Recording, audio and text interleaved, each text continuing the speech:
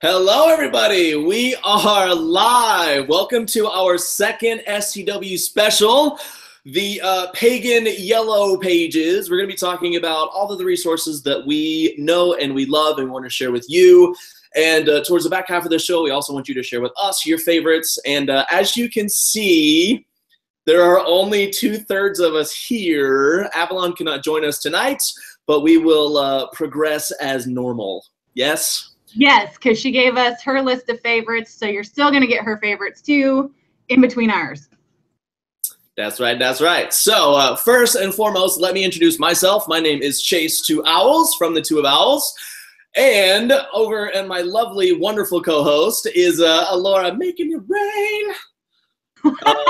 Hi. Okay, and I'm just going to be honest with y'all. This is probably going to be a clown fest because for the past 20 minutes, we can't even speak English. So let's just cross our fingers and hope that the moon in Sagittarius works in our favor. True that. True that.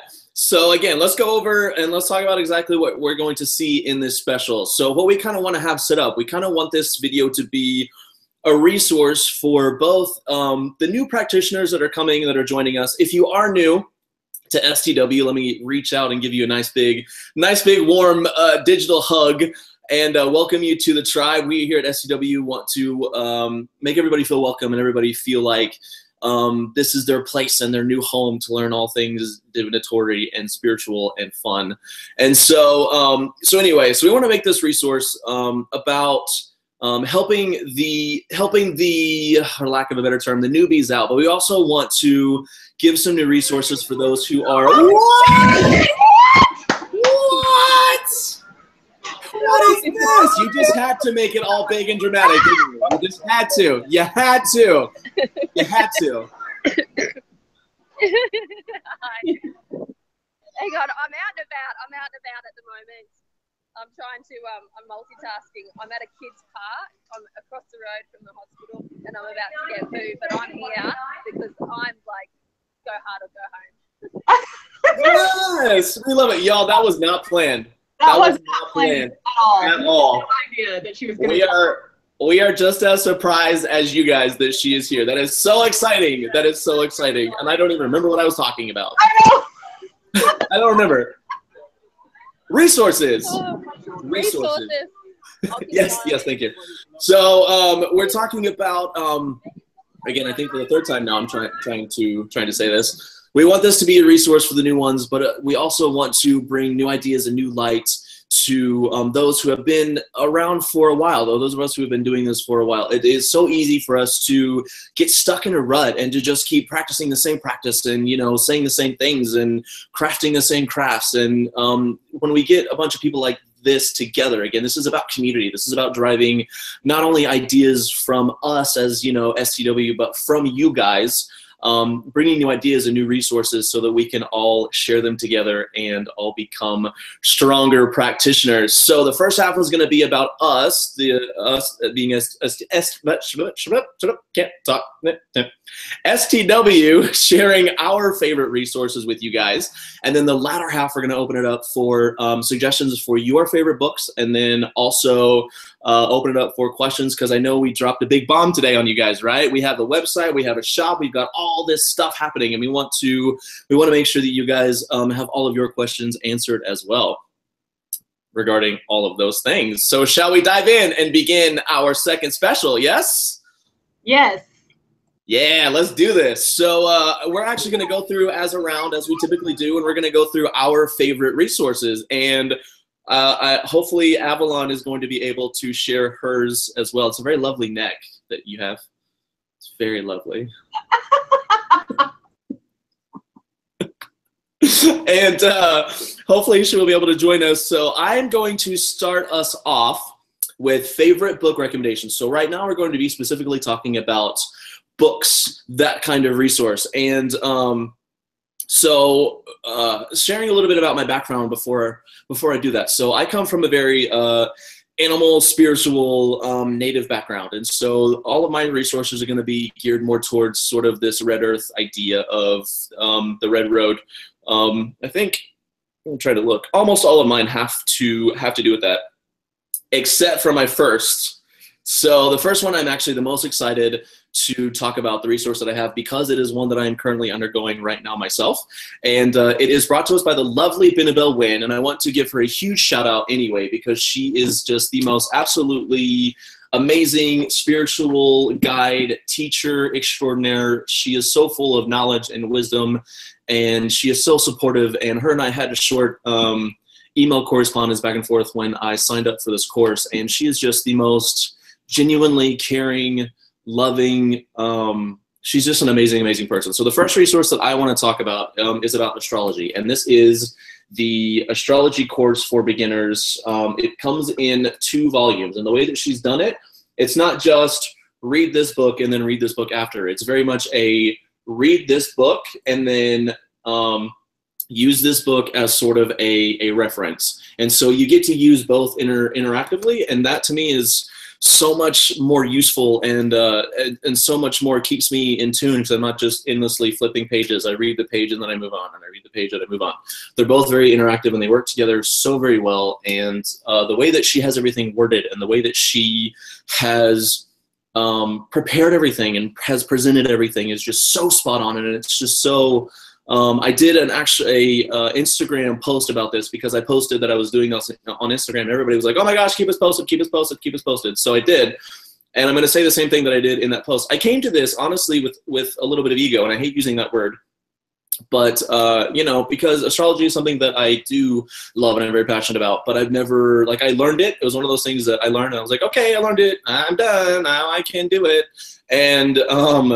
And so I never really researched into it anymore until I saw this course. I was like, you know what, it's time for me to refresh my knowledge and update my knowledge, and that's been several years ago, right? And so I'm so glad, and I encourage everybody to do this. The price is stellar. The price is so cheap. She could have easily turned this into, you know, a price point of, you know, hundreds of dollars, and it's so cheap. You buy the course, I think it's $40, and then you go out to Lulu, I believe the site is called, and you print the books yourself for like 13 bucks. Super affordable, and like the knowledge is insane. And with everything that she does, she gives a either a stone reference or a totem animal reference, which, you know, for me is super extraordinary. That's my language right there.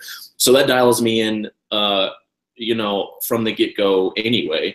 And so, like, everything has a lesson in a real life, and the examples that she gives, the charts that she gives are of celebrities. So, you know, if you're one of those that likes pop culture and those kinds of things, that'll keep you dialed in as well. And the information is just so, it's so good. It's just so very good. And I also want to, this is going to leave me wanting a little bit more of hers. I know she has a course, the Holistic Tarot, that I am so eager. I have not gotten a chance to take myself or to read myself, but I'm very eager to do that as well, because we know she is a genius mastermind. And now the next reference I'm going to throw over to Allorah. Actually, I'm going to throw to Avalon, because I don't know how long she has, so I want her to get some stuff in. Okay, so it's hectic. I'm at a 10 in a hectic scale here, but I'm here, guys, and I'm listening, and I love that you took Binabel's course. Now, I'm just going to steal myself away so I can have the muddy beach behind me and a little bit of peace and quiet. But I've got resources, and what I might do is cram all my resources in at once so that I can jump off relatively quickly, because I don't know how long I've got. I'm literally on a timer, folks. Check out the beautiful scenery behind me. Okay, so can everyone hear me?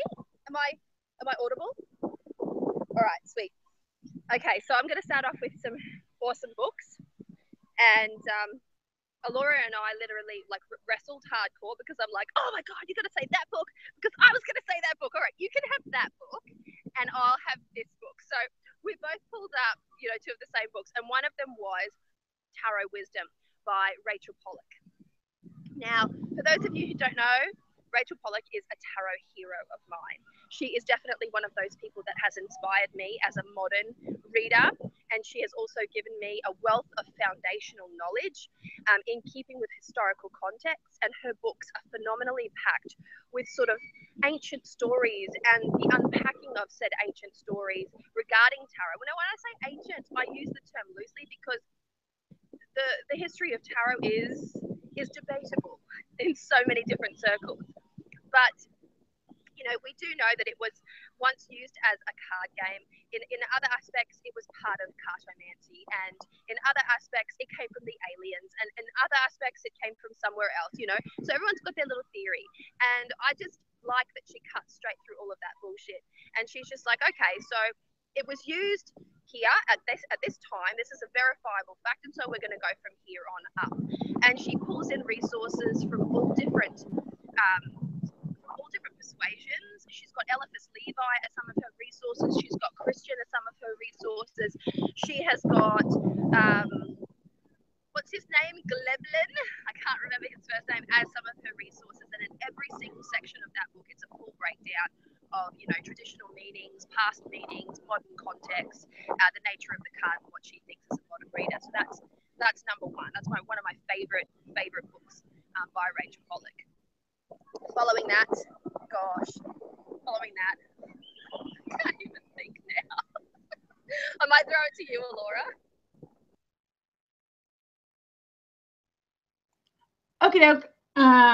So excuse me. So Avalon said that we wrestled for books, which we did. And one of the books that we wrestled over was can y'all see me? I don't know. Was this book. This is 78 Days Around the Tarot by Marcus Katz and Tally Goodwin.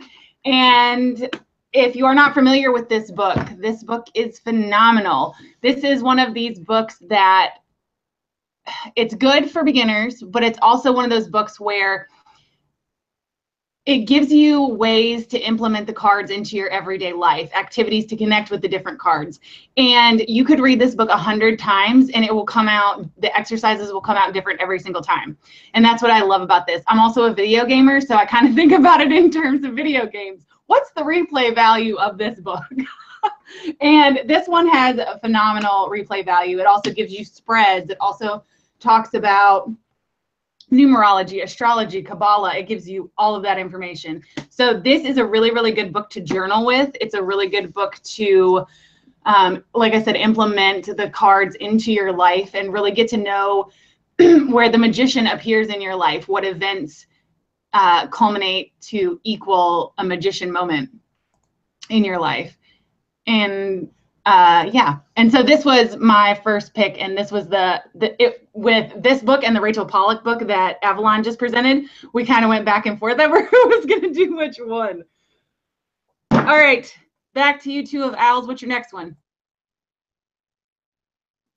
All right, so here's where we get into a little bit of the red earth for me. So the next book that I am going to recommend, now this book is everything in my practice, and I have to tell you that 95% of this book resonates with me so hard. There's a tiny bit of it that kind of loses me a little bit. It gets very mystical, and I consider myself to be sort of grounded when it comes to my practice. I don't get too out there, but you know, this is Animal Speak by the wonderful Ted Andrews. And the thing about this book is that if you had any questions, like the core of my practice and how I help people is through the knowledge that I have gained through animals and my time, you know, in that realm. If there is not an animal that is not included in this book as far as meaning and you know, spirituality, it's so good. And you can tell, like you can see obviously that I only use it a little bit, right? I have everything sectioned off, and this goes beyond animals even. It will give you symbolism of trees, of flowers, of colors, of numbers, meanings of cardinal directions, birds, what else is in here? Insects, reptiles, everything is in here and is crammed into this book. And if, you know, Ted Andrews does such a wonderful job at, like Avalon was saying, you know, with her book, you know, Rachel Pollack, who again, I'm a huge fan of as well. I think all three of us are.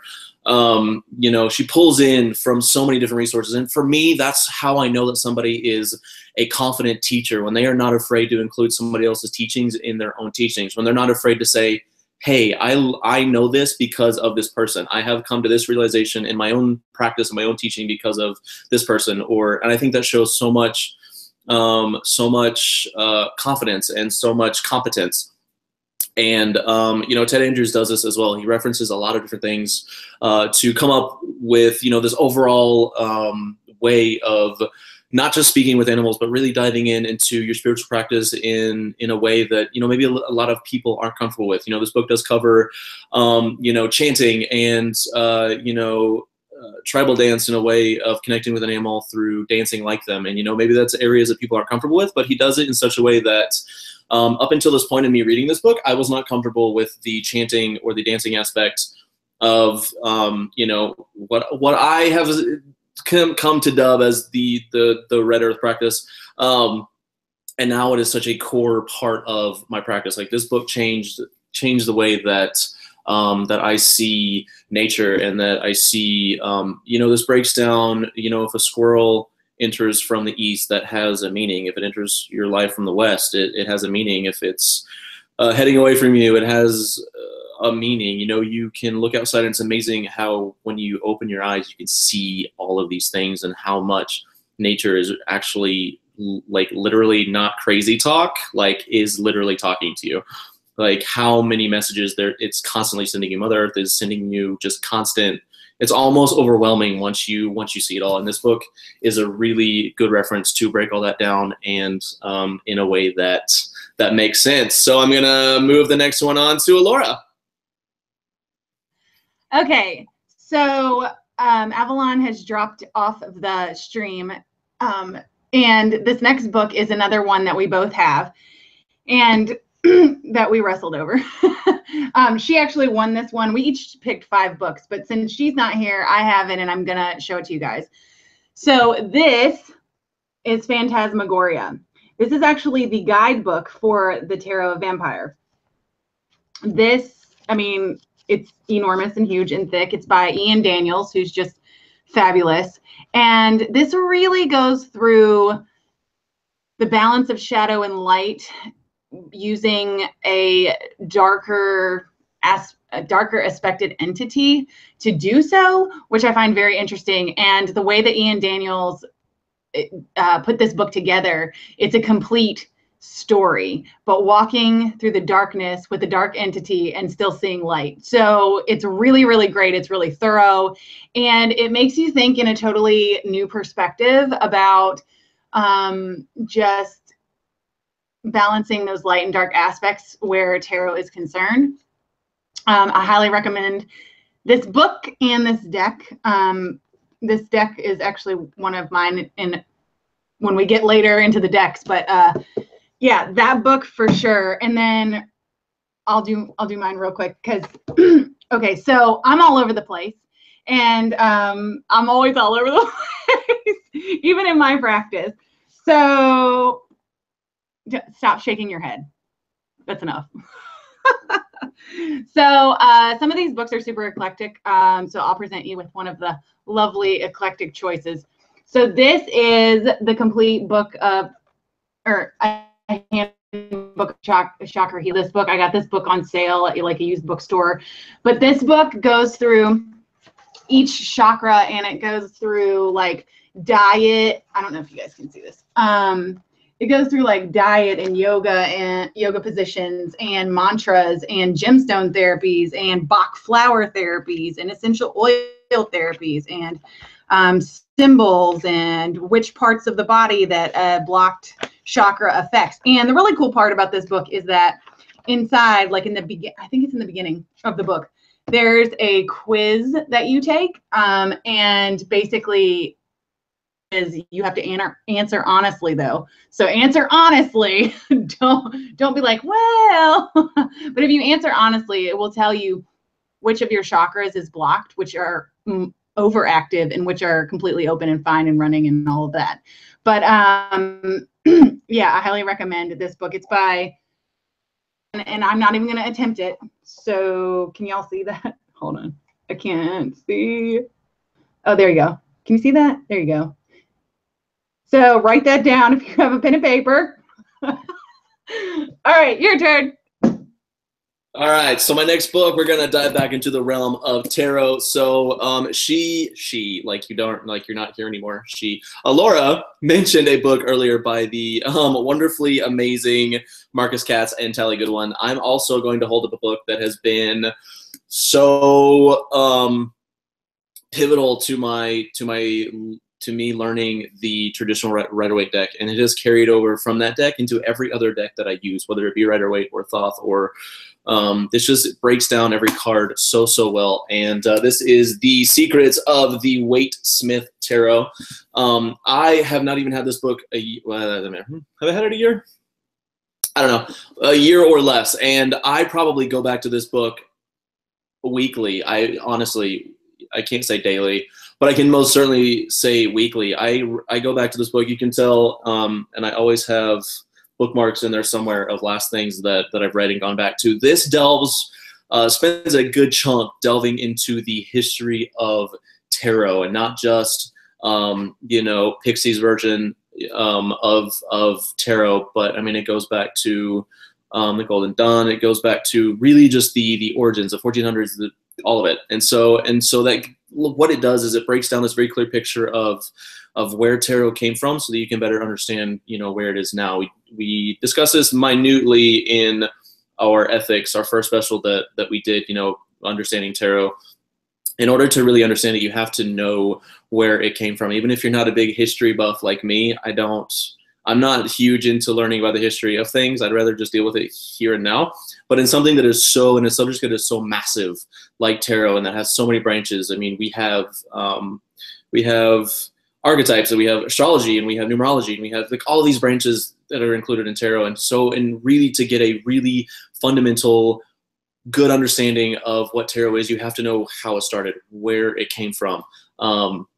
And this book just does a really good job of breaking that down. And not only that, it gives you some really great spreads that you can work with, and it gives you a couple of games that you can play with your tarot decks that will help you understand. So it's not all serious. There are some good cheesy moments that keep you, as soon as you think the book has gotten too serious and you're starting to lose interest, the next chapter it'll break it up like that, where the next chapter is like a fun tarot game, like setting up the scene with your cards or something like that, just to really help you connect. It is all about connection. And so I love this book to death. Next. Okay, so first of all, you just hurt my friggin' soul when you said I don't like to learn the history of things. I'm like, oh! I'm sorry, Miss Anthropology. I'm sorry. Okay, so my next book is another tarot book, but this one is a spreads book, which I really, really, really, really love spreadcraft. That's one of the areas where I just love it, because it's like putting together a symphony of music. You put it together, and then you have to tweak it, and then some pieces don't work, and you have to rework it. And but anyways, so this is the only tarot spreads book that I use, that I have ever referenced. This is Tarot Spreads by Barbara Moore, who is just awesome.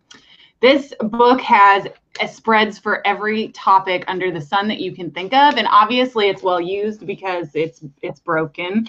I have worn the cover off of it, but yeah, you have everything from spirit guides to astrology to Celtic cross to love and romance and relationship readings to prosperity readings to yeah, everything.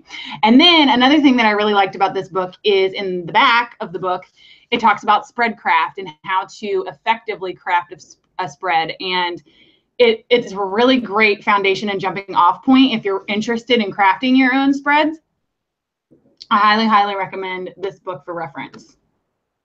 And, oh, you know what? You need to mention one of Avalon's books. You didn't write them down, did you? I was just looking at my notes to see if I did. But before we move on from that Tarot Spreads book, I wanted to piggyback on that too, and say like the part of the book where it teaches you how to put together your own spread. It's not just a do steps 1 through 3 and you have your own spread. Like it goes into, it's so good. Like that book is just mind-blowingly amazing.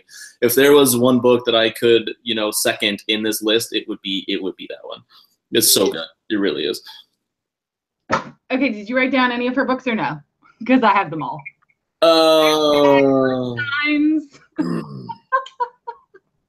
I have my books written down. Okay. So anyway, the next book that Avalon wanted to mention is called Spells, Ceremonies, and Magic. I have no clue who it's by. She has the book, and it's an older book from what I understand. So we are going to publish this list too on our website as well. So that way you guys can have a written reference and can go and look.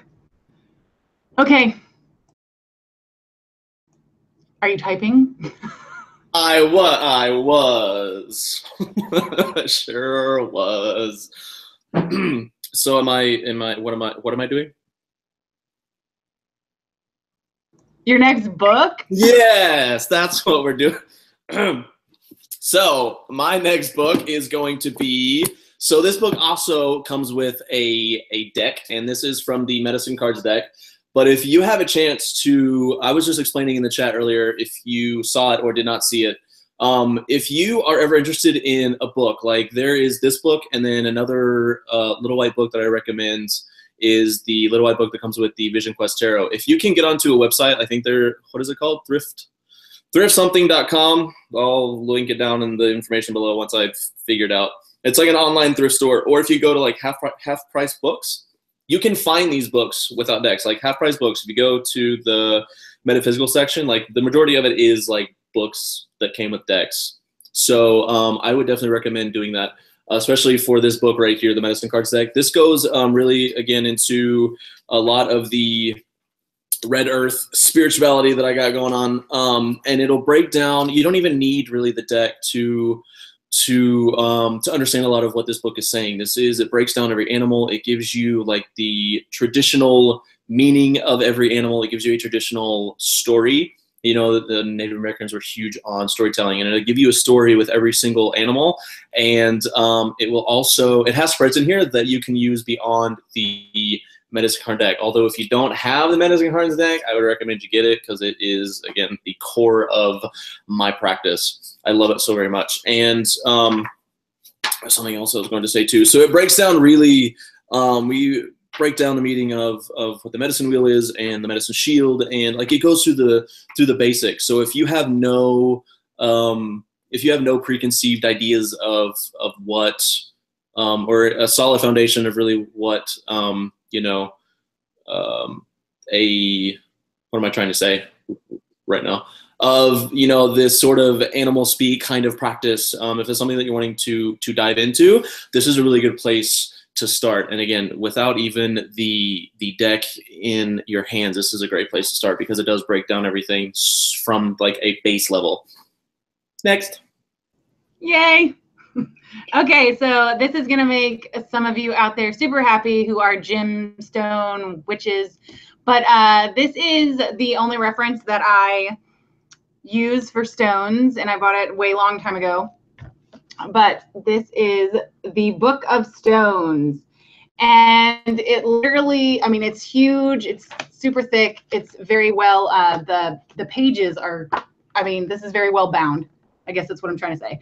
But it talks about keywords, elements, chakras. It gives the metaphysical meaning. It talks about, it's like two different authors in here talking about how the stones are formed, where they come from, what they're good for as far as spiritual, emotional, and physical qualities. And it also gives you an affirmation for each stone. And I swear to you, there's not a stone that I've come across that isn't in this book. So if you're looking for like a complete stone guide with like tons of information, I highly, highly recommend this one. This is the Book of Stones by Robert Simmons and Naisha. I'm sorry, I can't pronounce that. Not even going to try. Oh, Lord help.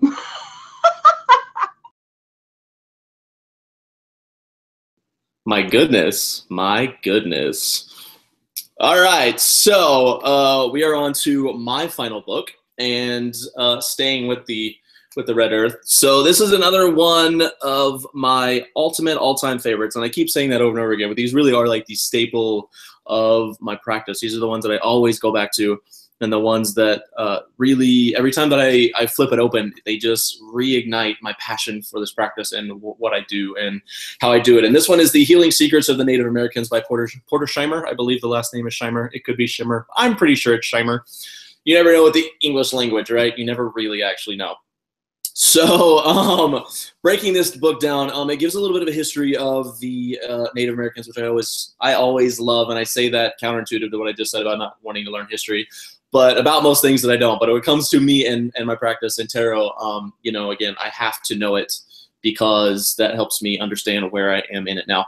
And so we have this mainly revolves around the healing herbs. So I'm an herbalist. I work with herbs all the time. It has kept me out of the doctor most of my life. So why stop now, right? And so this book is really good at breaking down. The two biggest chunks of this book are spent in categorizing what an ailment is and the herb that goes along with it. And then it'll flip it around, which sounds, this is going to sound really pointless, but it's actually not. It flips it around in the last half, and it gives actually what the herb is, and then what ailments that herb helps heal or pacify or something like that. So the last half is more of like a reference. So if you're looking through your, you know, if you have a headache and you're looking through your shelf and, you know, you are flipping through the book and you're like, well, I don't know. So you're looking at your shelf and you're like, well, I have yarrow. Does that work for that? So then you can flip to the book, and it's just a very quick reference. This never leaves my kitchen. It's always in there. It's with my mortar and pestle and this. That's my 5. Okay. So the next book that I'm going to show, I am super excited about because this is a recent find of mine, actually, and I found it at a used bookstore. I have been a fan of Allorah for most of my practice, and this book was a shock to me because I have bought like Grimoire for the Green Witch. I have the Green Witch 2, Balancing Light and Shadows. So I have some of her books, but this one I had never even heard of, and unlike Terebro Goat over there, I effing love history. I love anthropology. I love learning about human beings. And this is the origins of modern witchcraft. And this is by Allorah. And this is a history and anthropology based text that goes through modern witchcraft from the point of, she starts all the way back at ancient Mesopotamia and Sumeria and goes forward. So when I was in the bookstore and I cracked this open and I started reading the first few pages, and I realized she was in the Indus Valley, and I'm like, oh my God, I need to own this book. Like, why don't I have this book, and why have I never heard of it? But I had never heard of it. And so I'm really, really glad that I found this book. So yeah, if you're like into history and anthropology and human beings, and you just like want to know how we came to have modern witchcraft and where it evolved from and all that stuff, I would highly recommend that book. And then I'm going to give you guys Avalon's last book on her list here, The Crone's Book of Words. And I have not read this book, but I do know a little bit about it because author Nicole Canfield is a good friend of mine, and she did a video about this book. Specifically, she did a video about old books that she has or that she's found, and she talks about how this the Crone's Book of Words is actually more like a book of poetry. But when you start reading it, you realize that these poems are invocations and evocations and so forth and so on. And so she weaves these beautiful words together that end up being super and spiritual and beautiful. So that was Avalon's last one. We had, I want to make sure that there was something in the chat about somebody requested a link for a site, something that we mentioned that wanted to go back and needed clarification. What was that? I missed it. Who, what? We had, I think it was Random Witch. Did you ask for a link for something? I have a website that I mentioned, or that Allorah mentioned. Hold on. I'm looking. Oh, the book list? The book list will be on our website. We will post on the Facebook page, like where it's at, but it'll probably be a blog post or something, because that's probably going to be the easiest way for us to do it right now, since our education section is under construction. So it's just going to be easier to do it in a blog post, I think. Which brings us to our next, well, not our next, it can be our next point. So make sure that you guys go out and check our webpage if you have not already. A lot of our upcoming stuff, you know, like we've really relied on Facebook a lot to get all of our stuff out there, and our end goal is we want to, I mean, we'll still utilize social media, obviously.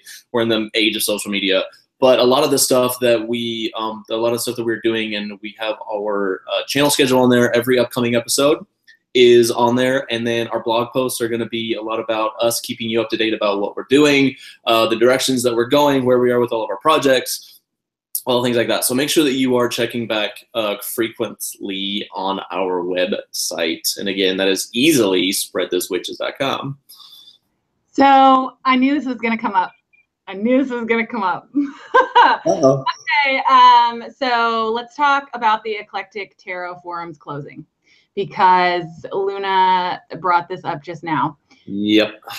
So we knew about it, and we kind of talked about it, and when we saw that their forums were closing, we came to the decision that we want you guys to decide what you want in the tarot community. So if you guys really, really want a forum, let us know, like write us and tell us and stuff, because if just a few people want it, I mean, that to have a forum, to moderate it, to keep it, it is a lot of work. So I want to make sure this is something that the community as a whole wants and will benefit from, versus us putting in a lot of time and effort and then it not getting used. Because, you know, we're doing so many things that we just want to make sure that this is something that you guys really want us to do and want to see in the community. So definitely, if this is something you want to do, we have, like, if you go to the contact us link on our website, there's a form there, and you can just send us like, hey, we want a forum, and we'll get it. So that's what we decided as far as that goes. Yeah, we did talk about it quite a bit. You know, if it was something that because we already have, to be very honest with you, we have, all three of us have our own projects going on outside of STW that are keeping us extremely busy. And, you know, we also have STW, which is, and I'm not saying that as in like, oh, give us sympathy. I'm saying that more of, it is, you know, taking on the task of, you know, Eclectic closing their forum, you know, because we want this to be extremely community driven. And so it was something that we talked at length about, is it something that we could actually handle, something that we could actually do? And, you know, if it's something that will be utilized, absolutely. We think that, you know, we could also put our energy there, but we didn't want to just do it just because, you know, we wanted to make sure that we had the power of you guys behind it. So again, if the forum is something that will absolutely be missed, because that was a huge chunk for everybody. You know, losing this forum is sort of a RIP moment for a lot of people. You know, it's where a lot of people went for information on decks that are, you know, OOP or things like that. And so we are sad to see you go. And, you know, if we feel like us three together, if we can do something to help, then we would like to do that. So again, just leave us some feedback. Yeah, and just because we say that, just because we have other projects in the works and of our own, and we have STW as well, remember, this is a community thing. So in that, you know, in the spirit of that, if you want to moderate the forum, let us know, because we would love some extra hands. Yeah, so that's something we'll definitely talk about too. Like if you guys really want to forum and we find that we need help, I am not above being like, I need some help up in here. For real. For sure. All right, so and also in the spirit of communities, so shall we open it up to you guys to pour out some of your favorite resources and ask questions? Or do you want to see us talk about our favorite light, dark, go-to, and challenging decks? Let's do that next. How about that? Let's do that, and then we'll open it up for questions. Order of operations. Order of operations. Not a Libra thing. The triple O's. Order of ops. And what's sad is that I used to be an ops manager. So, shut up. So did I. yeah. Libra as an ops manager. Come on. Hashtag same human. Same human. So before we open it up to questions, let's take a step back and let's talk about our favorite resources as far as decks. So I guess I will kick it off.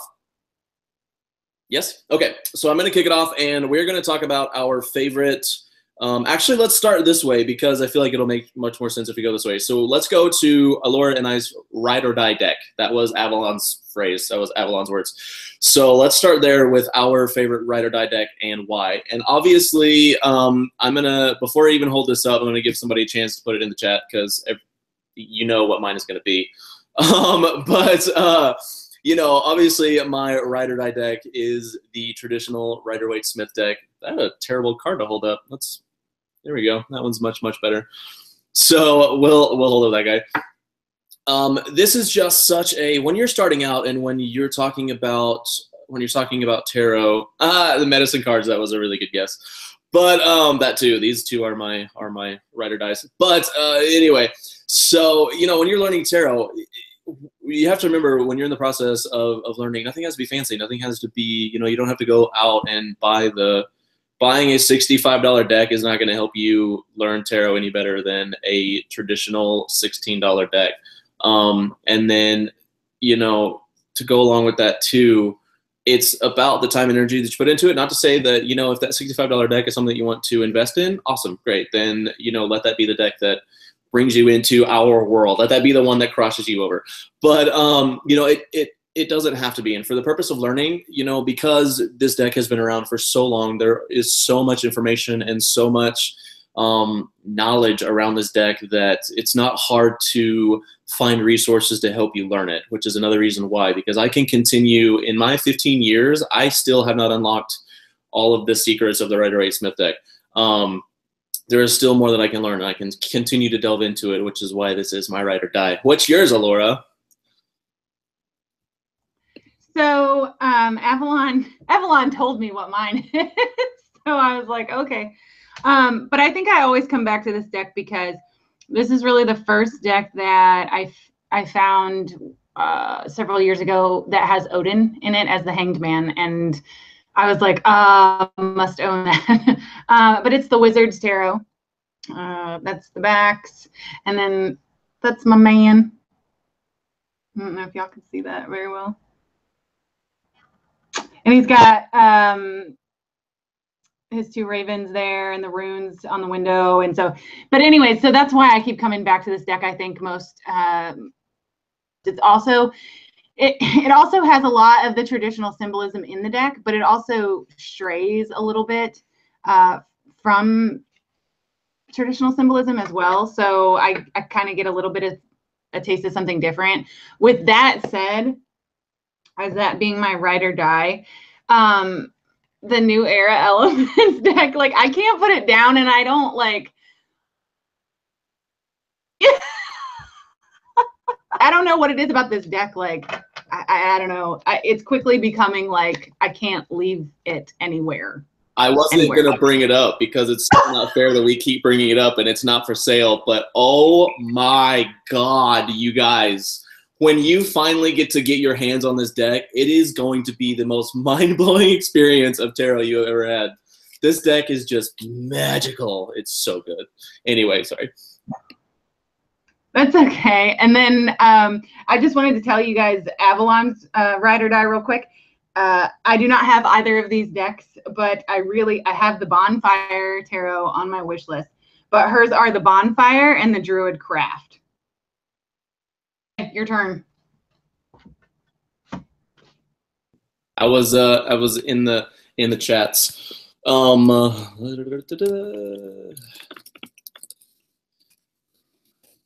on it.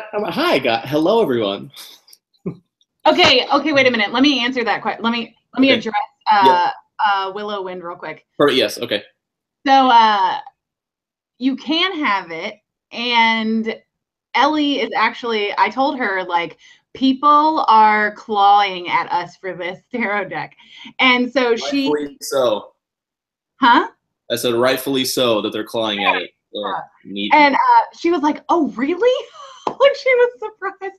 And so she's checking with the publisher to see if she can get a timeline, like outline about when the dates are going to be. So as soon as she's doing that, she was after the holiday, after 4th of July. So she should be getting back to me like, so.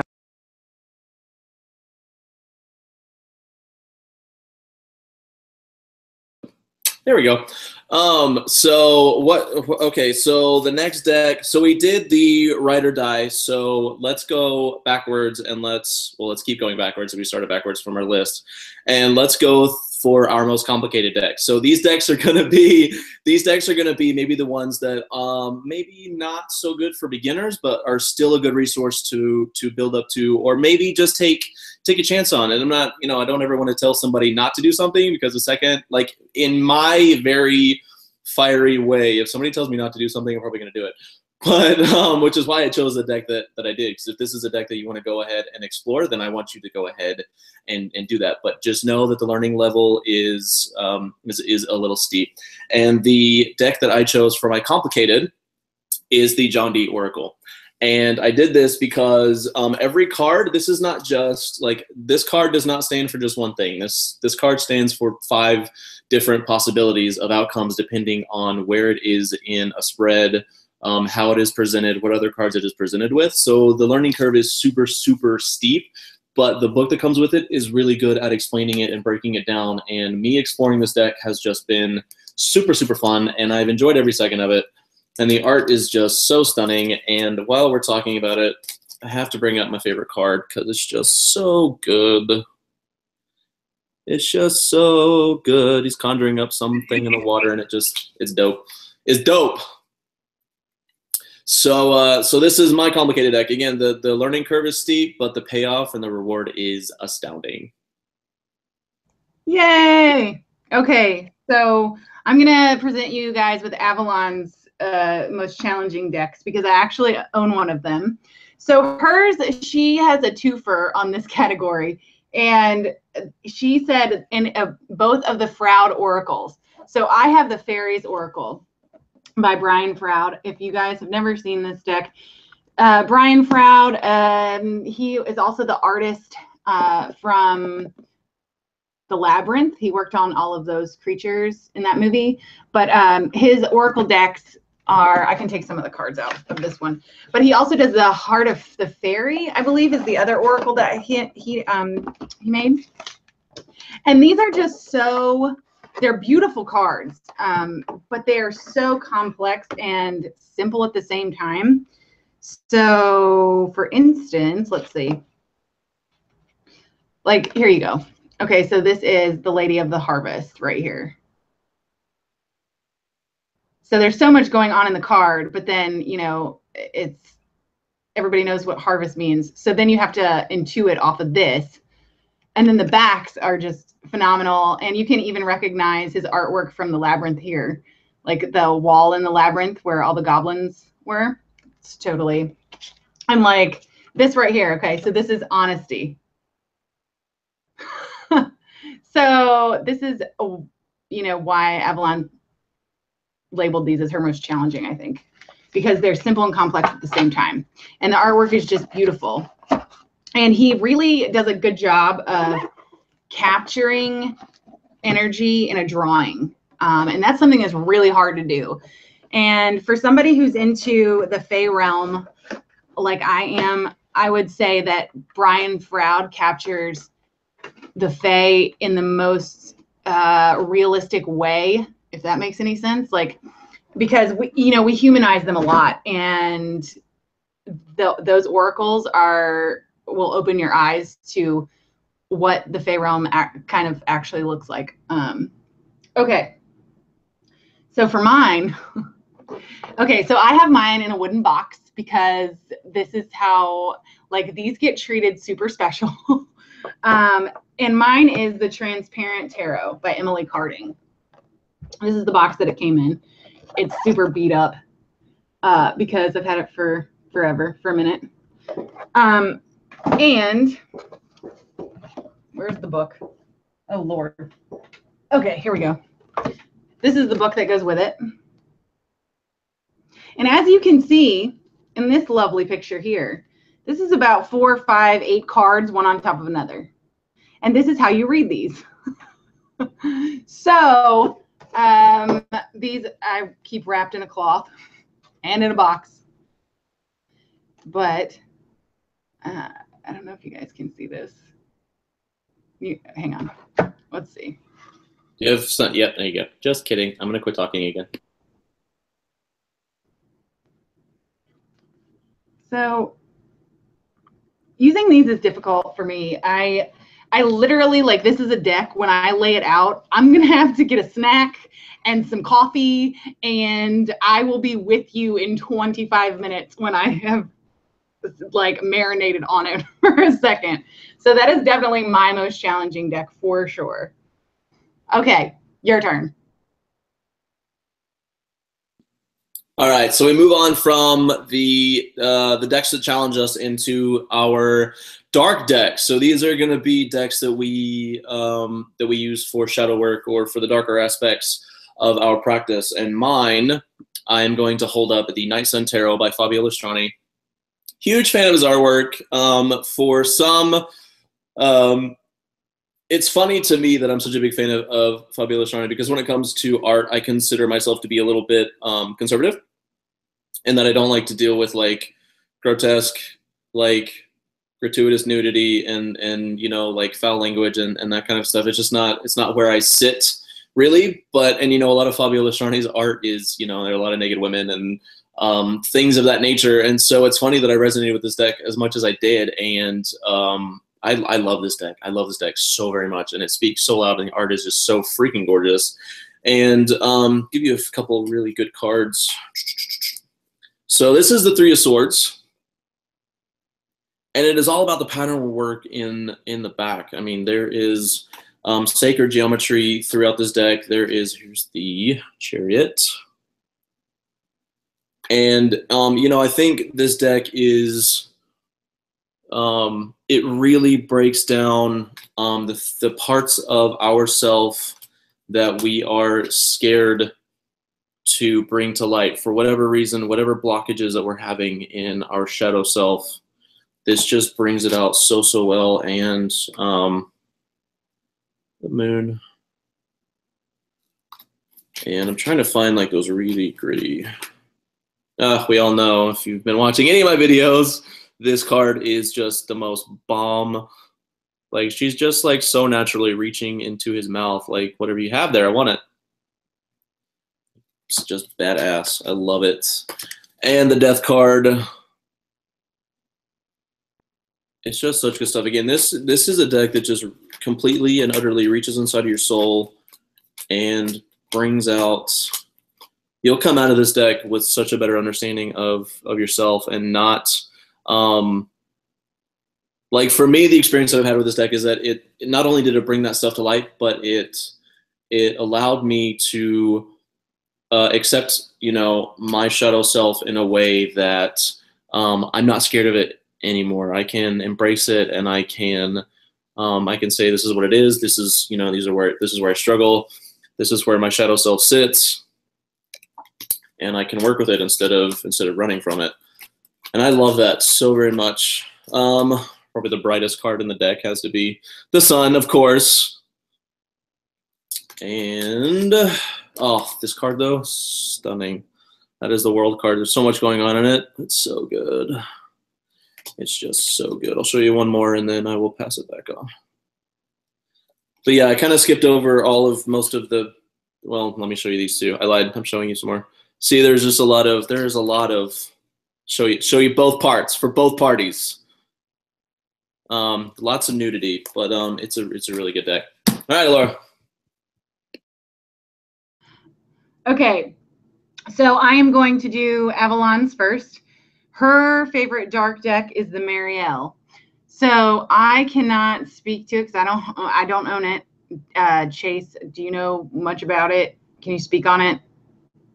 No. I researched the deck a lot. It's not one that I own. Again, for me, in order for me to buy into a deck, it's got to be something that resonates with me beyond just what I see. I have to absolutely feel it. And, you know, I'm not in this to be a collector. I buy decks when I want to work with them. And I do research this deck a lot. This is not a deck that I own personally, but again, it's a lot of research because the images are very striking, and the Magician card is just the most boss card, and I wish that I did have it held up for you so you could see it. Maybe when I'm talking, Allorah can screen share an image. Awesome. And so, say what? Huh? I said, yeah, let me search it. Hold on. Okay.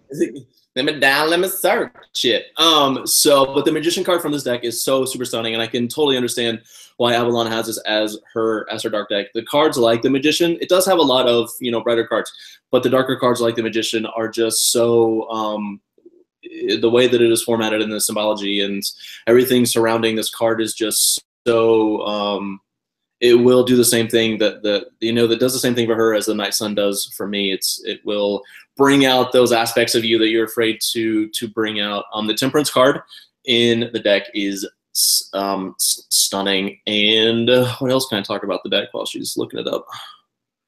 It is just a really good deck, and the cards are larger than like your average. Yes, I'm gonna let her take it over. Bring up her screen.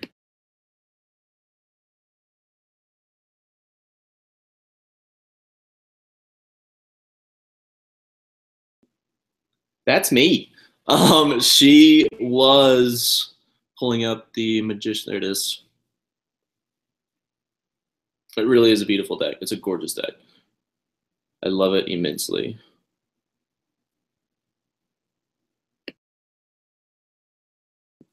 Sorry, I was muted, so I'm like, just talk, just go. I was trying to get you to talk so you could bring up your screen so that we could see it better. I did bring up my screen. Nope, you were muted. What? Yep.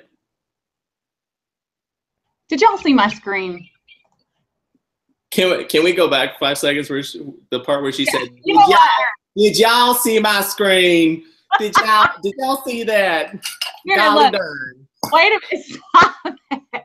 Okay, hold on a second. I'm gonna reshare it, and then I will bring up the screen, and then you talk about it. Okay. Okay, there you go. Oh.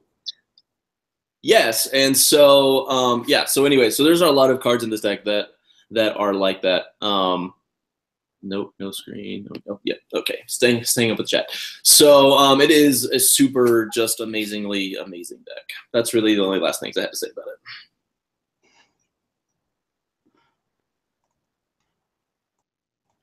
Okay. All Sorry. right. Okay, is it my turn now? Yep. Okay.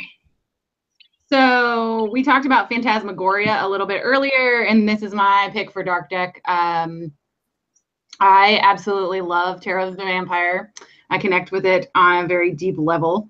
And the cards are just stellar and beautiful. This is the back. These are the backs.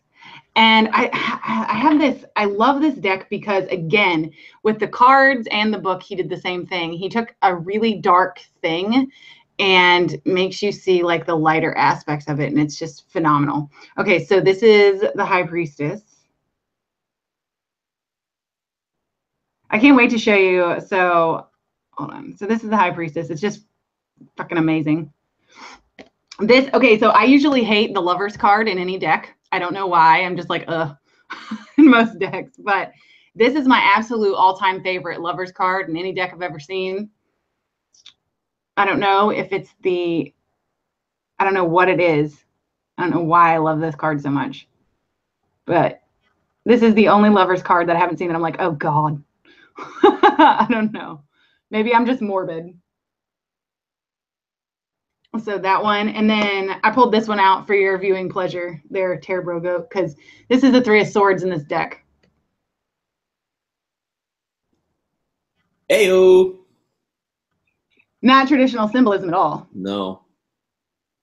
But it's phenomenal.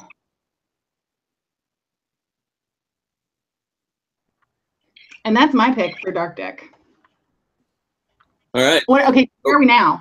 So we have to do our light deck, right? Light deck, yeah. Okay, you go. Yeah. Okay. So my favorite light deck. I'm actually second guessing my choice for light decks. I don't know how light it actually is. But my favorite light deck is going to be the English Magic Tarot. And again, I don't really know how light it is. But I consider a light deck for me to be kind of a what makes me happy when I use it, what makes me feel rejuvenated when I'm done. And I don't say that meaning that, you know, dark decks don't make me feel that way, but, you know, working with the lighter side of yourself is, you know, has that feel good vibes. I feel like shadow work can kind of sometimes leave us feeling a little extra depleted because we had to come from a dark place in order to, you know, to get to the lighter understanding. But this deck is just, there's so much symbolism in this deck too. Let me go back to this card. So we can see, like, there's just so much going on. There's little papers with elements on it, and there's runes, and like you could spend your whole entire lifetime using this deck and not unlock all of the mysteries that are in this deck. It has backwards writing you can only see in a mirror, which changes your aspect of the card when you look at it backwards. It's just such a good deck. If you have not, I haven't looked, but I seriously, I got this deck when Amazon had a sale, and I got it for $9. I don't know how much it is on there right now, but I mean, everybody can spare $9. This deck is completely and utterly worth it. So good. Okay, so I actually have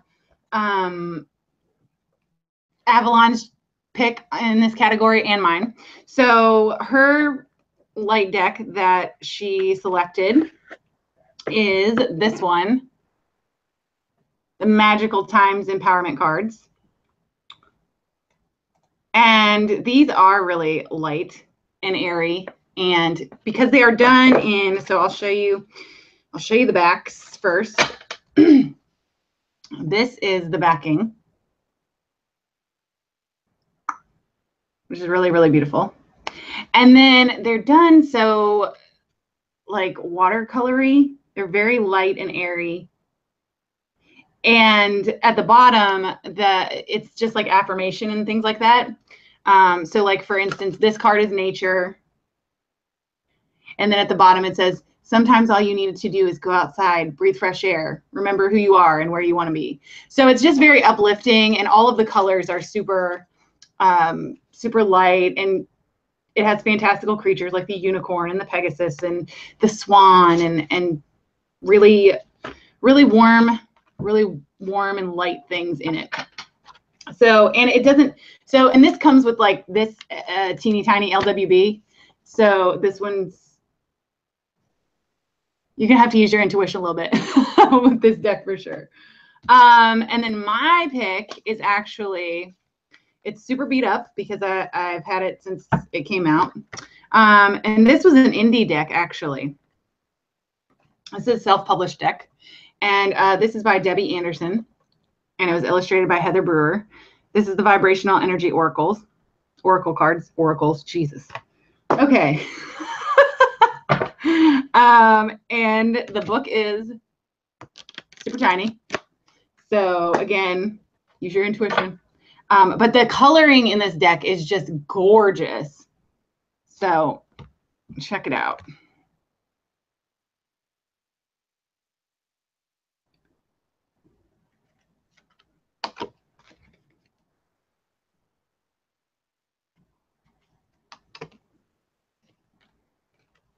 I love these cards. What was that last card? The last one? Yeah. The Inspired Juggler. Oh, so good. Let me see. Hold on, let me see if I can find.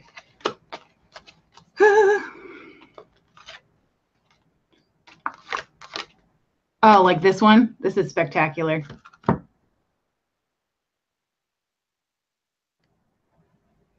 New beginnings. Isn't that neat? Yeah, I don't know. It's the lightest thing that I own, for real, for sure. And this is my most used deck when I have like creative blocks and stuff. because there is so much openness and lightness in this deck. Like, it will kickstart my muse, I guess you would say. And this is the Vibrational Energy Oracle. And it's by Debbie Anderson and www.vibrational-energy.com. And I don't, you know what? I don't even know if you can still get it. If somebody wants to .com that real quick and let us know, because I got these, geez, probably 2012, 2013, somewhere in there. So it's been a while. But yeah, that's my pick for light deck. Okay, where are we at? What are we doing? That wraps that up. So now would we like to open up the floor for questions and recs from other people?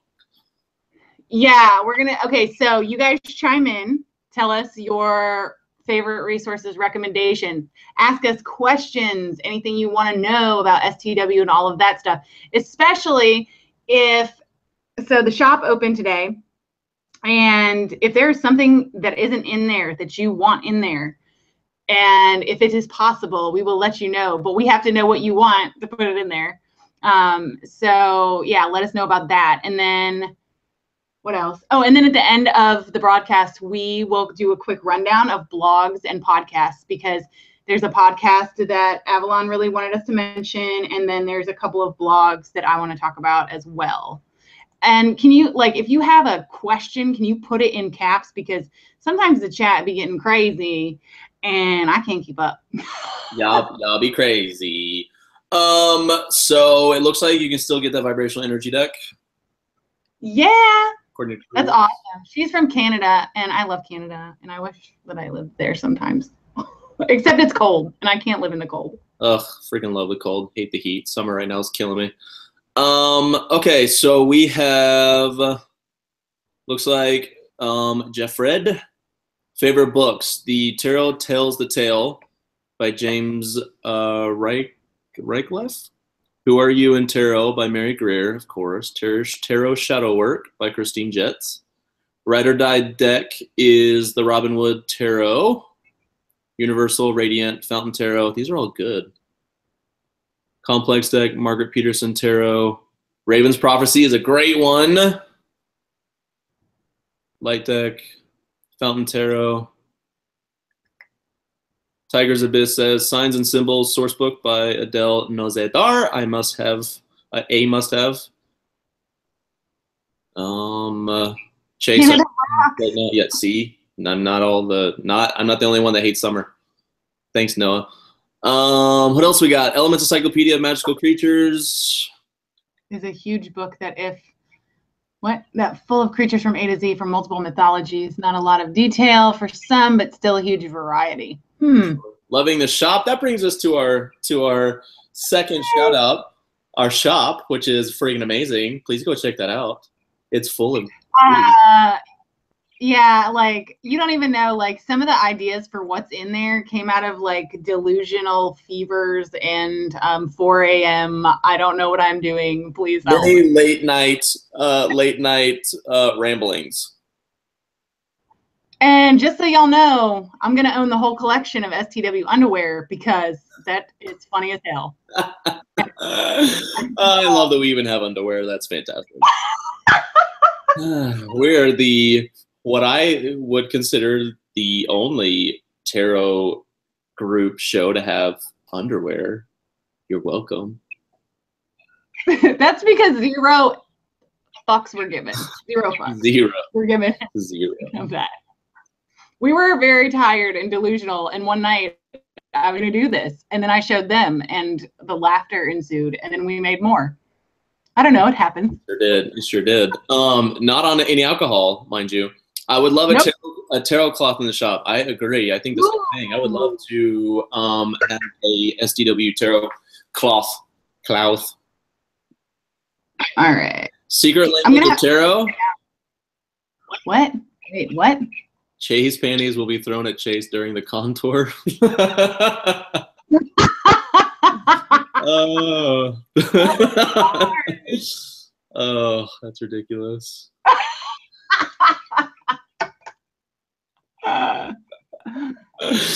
Oh, God. Earth Power by Scott Cunningham. Yes, Love Grail Tarot, heavily based on Christian Bible character themed. Anna said, "Oh my God, you guys are serious. I have to see this." Yes, you have to go see it. Absolutely. Yes. Because Anna, like when you see Avalon's underwear web, this was when she was really, really sick, and she was on medication for her throat, and she had a fever of I don't even know what. And so she messaged me, and it was like, for me, it was like 3 a.m. For her, it was like, I don't know what time that is. It's like evening over there. But she was like, man, I'm rocking a huge fever, and I'm all hopped up on medication, and creative things are just coming to me. I'm like, oh, Lord help me. So that's where she came up with her underwear, and I was like, okay, I think you need to go to bed. Thus was born hashtag go to bed. Yes, exactly. Yep, it all happened together. Dion, is Avalon around? She was for a little bit, but she unfortunately had to go. She's got a lot of things happening in her life right now, so we totally understand. We love her. Love Grail Tarot. I have never heard of that one. Me neither. I have not either. Putting the Tarot to Work by Mark McElroy is an awesome book. Just disregard the cover. It's awful. Will do. When I look it up later, I will look past. I will not judge the book by its cover. Okay, so if you want to go to the shop, the link to the shop, just go spreadtheswitches.com/shop. We have coffee mugs. We do have coffee mugs. We have hashtag coffee mugs with all the hashtags we say all the time. Yes, we do. Like hashtag go to bed. Hashtag go to bed. Hashtag same human. Yes. Oh, what else is in there? I'm thinking. That too. Huh? I was trying to think of that too. I can't think of any more off the top of my head. Hashtag hate your face. Yeah, we say that all the time. Hate your face. Yes, indeed. So do you guys have any questions for us regarding the shop or the site or the blog or anything like that? Any questions? Are you guys writing all the books down? I thought Allorah was. Oh, do not do that. He does that all the time. No responsibility. I was not. No? Okay. Oh, do not look injured. Stop that. Stop that. Your puppy dog face does not work on this, Virgo. It might. Anna saw your underwear. It doesn't say 2 of owls. It says I chased 2 owls. Get it? Yep. Congrats on all your hard work. Thank you. There's been much late nights, much contemplation, and much note taking, and ideas, and rejected ideas, and oh my gosh, Anna's getting your underwear. That makes me so happy. Yeah. Did you see Avalon's? Because hers is pretty good too. It is pretty good. Work that deck. It is pretty good. So Matthew Alvarez, I just looked at the store and I'm loving it. Thank you. Could we talk more about the indie publishing house? Yeah. So that is a huge undertaking that we are taking on, and we fully understand that it's not a project that's going to happen tomorrow.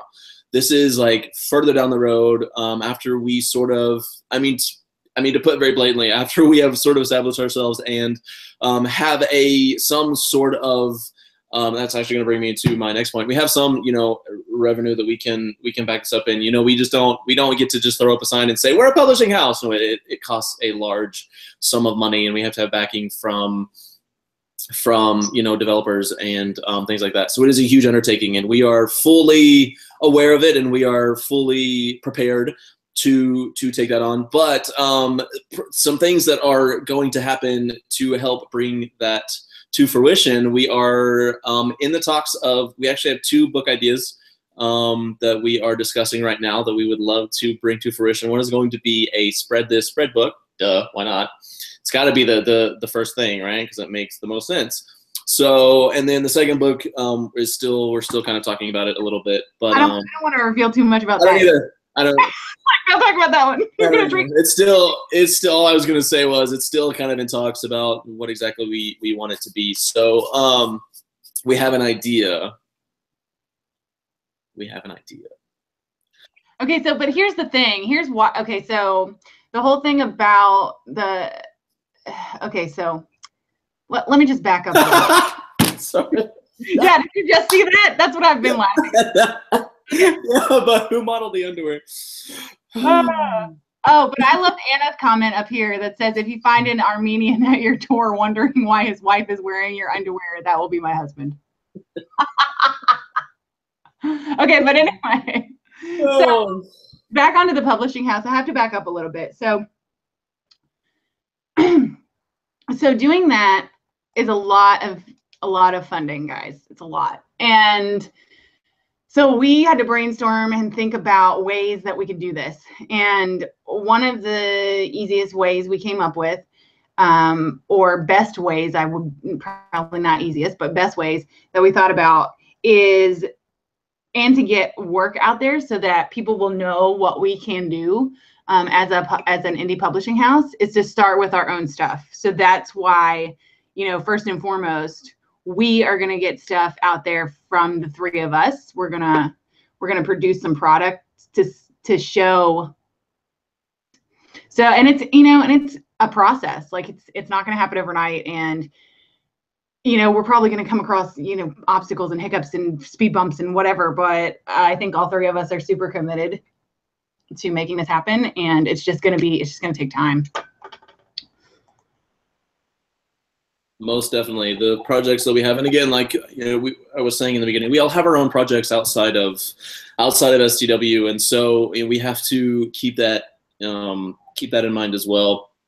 So, and they're all big projects. For me personally, I have, you know, an education project that is hopefully going to be ready to launch. It won't be completed in the fall, but hopefully it will be completed enough that we can launch that in the fall. Allorah and I have been working super hard on that, and I am so thankful for Allorah for the help that she has given me to really get this kickstarted and into a place where I feel really confident now that it is going to be something that is feasible and doable and will change tarot lives.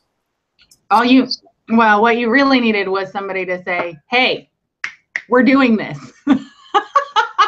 Focus. It wasn't, yeah, I mean, kind of. I mean, if I'm going to be honest, but, you know, I'm not the most tech savvy. I'm not the most tech savvy individual, so I needed somebody to just kickstart it and help me kickstart it and show me how to use the darn friggin' computer and software to make a website. Now that we've got a really good foundation set, it'll be something that I'm working on every day. And just know that it's a big, big project. And you did stuff all by yourself today. I did, go me. I know. I was looking at it and I was like, oh. And it's good. And it's good. I guess we found out something crazy. I was like, what? When I read that. Oh, yeah, I know, right? We did. Project, I was like, no. Yeah. I was like, that was not.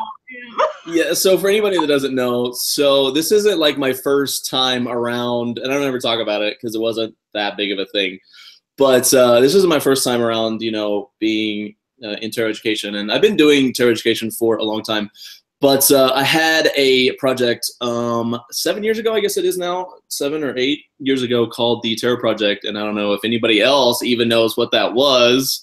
Found out that Allorah knew what that was. So that was my little baby, and years and years ago, and it didn't go anywhere. And so that's kind of where I started, was the Tarot Project. And it was just me going out there and literally being like, okay, well, tarot is done this way, so I'm gonna do it this way and see what happens. And so I got a mediocre success. And then I got busy with my Muggle job and kind of had to drop it. But and I was just not in a place in my life where I could keep something like that going. But I'm back now, and now I have my second project going, and this one is a keeper. This one is an absolute keeper. Yeah, and when he told me about the Tarot Project, I was like, what? Like, that was you? I was like, I followed that shit, and then it disappeared. Like, what happened? It did, like, literally, like, and it was as soon as we got I keep saying we, it was just me. As soon as I got like this mediocre following, it was just something that kind of imploded on itself. It sort of collapsed and went nowhere.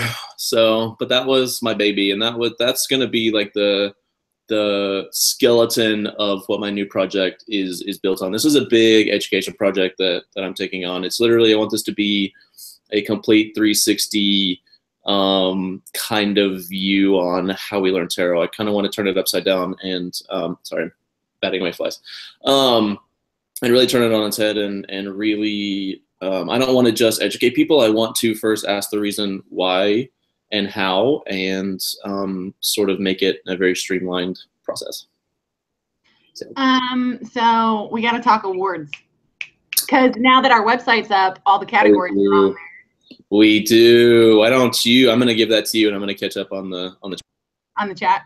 Okay, so if you go on the website here, I'm gonna link it. I'm gonna link it in the chat box if you guys want to check it out. Okay, so this page. So we're doing the first annual STW Community Awards this year. So what that is we have like 3 main categories. We have YouTube divination practitioners, we have deck categories, tarot and oracle decks, and then we have divination artists and authors. And under each of those is the smaller categories. There is a team of 6 with us 3 making up half. And the other 3 that are on the committee are Nico Moscoso from Scarlet Moon, and he's been on here several times. Jesse Huntenberg, who was a host for a little bit and serves as like an interim host when she can. And also the Tarot Alchemist, or Lisa. So us 6, basically what happens is we get 2 nominations per category. So there will be 12 decks or 12 people listed per category. So for instance, let's start with the first category on here, Best New Channel 2017. So there will be 12 channels listed. And then once all of those categories have 12 nominees, and that happens, we have to have our nominations in by August 14th. August 21st voting, by August 21st voting will open. The entire community gets to vote. So you go on the STW Awards page and you select your nominees, or whoever you want to win, whatever. You know what I meant. Anyway, and then something that is extra special and awesome is we have started reaching out to community members to sponsor the awards. So what this means is, and this is open to anybody. So if you are in the tarot world or spiritual world and you have a business, you can, or a blog or whatever, you can give us a clickable, or well, you can give us a logo. We will make it clickable on our website. And then we're going to stick all the logos at the bottom of the awards page. And that way people can go and visit your website, your business, your blog, your vlog, whatever it may be. And then we're also going to promote the sponsors on air that night. We'll just say, like, because each of the sponsors, they're being put in a prize package for each of the categories. So there will be 2 or 3 prizes per category, hopefully. And at this point, I think we're sitting at around 17 or 18 sponsors. We have 1 confirmed publishing house that has agreed to donate, and that would be Blue Angel, which is friggin' awesome. They're donating Lucy Cavendish's magical spell cards that she just came out with. So that's awesome. We have 2 other possible publishers that might be throwing in. We also have like Jillian C. Wild. She is coming out with the Naked Heart Tarot. She's actually donating a print for, from her deck. We had a deck creator donate an entire deck from her. And I can't think of her name off the top of my head. We have authors that have donated books. So yeah, like I said, anybody that wants to donate for this certainly can, because we would love it. And this is meant to bring everybody together and make it a community effort. So with the sponsorships, with the nominees and award winners, with the selection committee, with you guys voting. I mean, I don't know how much more we could make that community wide, but yeah, we're like super stoked about it. We have so many good sponsors, you guys, and the feedback that we've gotten has just been astounding. We have reached out to major publishers and big names, and they have all been so willing to donate so much good stuff. We are so excited. Did you see that? Anna, you're donating an original? What? Oh my God, your art is so good. Yeah, that's so exciting. Oh my gosh. Okay, I got to write that down. Let me write that down. Does anybody see anything else in there? Because I don't want to miss anybody. I'll tell you what, since this chat is going so fast, if you guys want to donate, like either hit one of us up on Facebook, hit me up, because the other two are super busy. And nobody writes. I was getting attitude with you. I was already shaking my head, getting my finger going, like, oh, don't you even. You don't write down half the things that I say. Write this down, and then I'm like, "Do you have that?" No. Usually, because when you say write this down, I break out into a country song, and then I forget to write it down. Yes, it's a George Strait song, actually, that you broke. I didn't even know who it was. That's the only line I know. Write this down. That's it. Yeah, that's all it takes to completely forget what I'm doing in the moment. Wow, that is awesome, Anna. I can't even Gee, I love it. Donate that, gosh. Booyah. Oh, listen, Victoria says, yeah, that's what I thought. Libra is all about searching this balance they can never find. Don't disappear again. You and the gang are onto something amazing. Aw. Yeah, I wrote her back, told her we're not going anywhere. You're stuck with us. You're stuck. Yeah. Clarify. I know that we give each other a lot of shit, but it's all in fun. Oh, yeah, completely. Oh, and it's so funny too. When we actually disagree, nobody says anything, and we all just sit there for a minute, and we kind of look at each other. It does. And then one of us will go, "Get the cards. Get the cards." But it helps because we each draw a card where we're coming from, and then everybody's like, "Oh, okay." Yeah, that is so funny. That is not an exaggeration in the slightest. Every time we've ever disagreed on something, nobody says a freaking word. We all just stare at each other through the computer until finally one of us, and I think we've all had the opportunity to be like, just grab the cards. And it always works out though. It always does. Wait a minute. What's great now? So okay, you know what? We are. It's that time, I think. Tis it? Want to? Yeah, no. When do I ever not? Don't grab that deck. It's already mine. I already claimed it. No, F you. You biatch. No.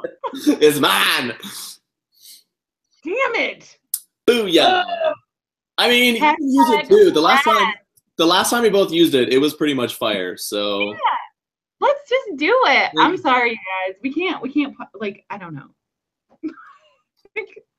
It's in my soul. It is. It's really, but really though, truly. All right, I'm going to put myself on mute so I can shuffle. Yes, because we ain't riffle shuffling up in here all loud. Lord. Did you guys see that shirt? Did you just riffle shuffle? That was Avalon's. That's an Avalon saying for sure. I can't even remember what all we have in there. Oh, I be dropping cards. Okay, if you have a question for the cards, all caps, please. No, he cannot riffle shuffle. That's Did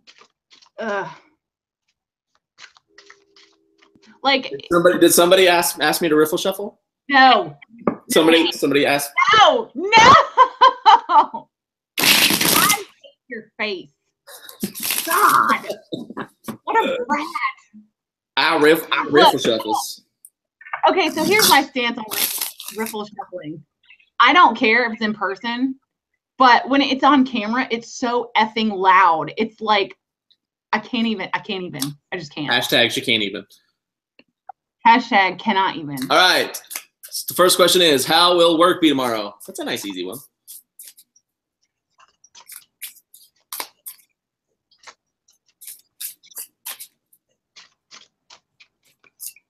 How did you started reading for others?